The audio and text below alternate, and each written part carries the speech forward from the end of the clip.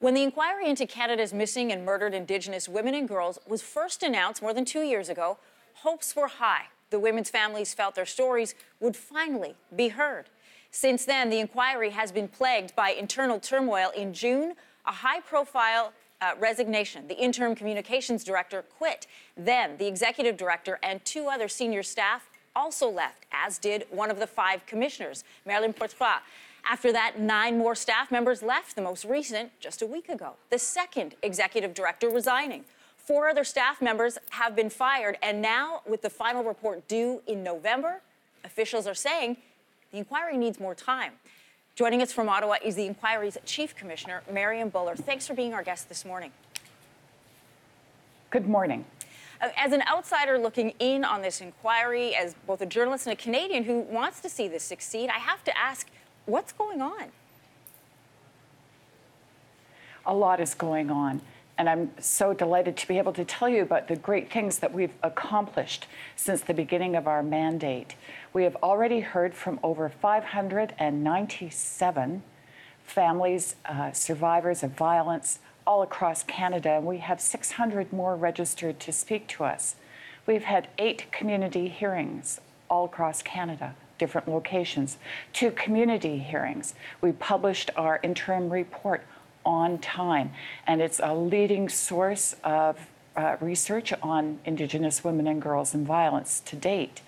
We have more hearings set up. Our research team is working very hard. We've accomplished an amazing amount of work in a very short period of time, and that's due to our dedicated staff. You mentioned the interim report, and part of that interim report outlined some concerns, and from people who have left, there have been raised some criticisms that, while nobody's denying anybody is working hard, we've seen, we've done the coverage of the hearings, we've heard some of the stories, but there seems to be this sense that this is going on, but there's so much internal problems. We see these are high-level staff members who are leaving the team. Are there some real problems that need to be addressed? I can't comment on people's departures from the National Inquiry, obviously for personal and privacy reasons. But what I can tell you is that we are a very dedicated and hard-working team.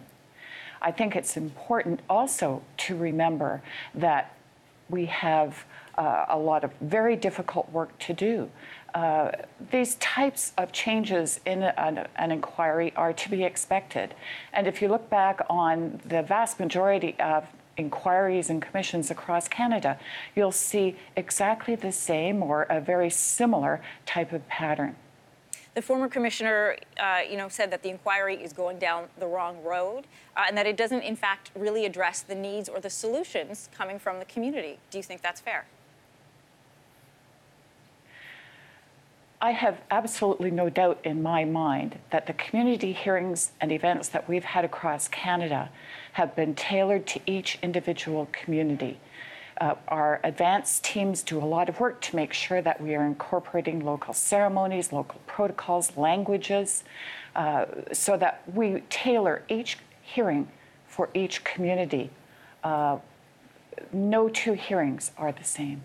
In speaking with people who participated in the inquiry, one of the questions I've had is, or the concerns raised to me, is they're worried that the government has stepped back and that they're just allowing the commission to fail, to run its course, and then be able to back off and say, listen, we listened to the stories, but, obviously there was no solution to be found.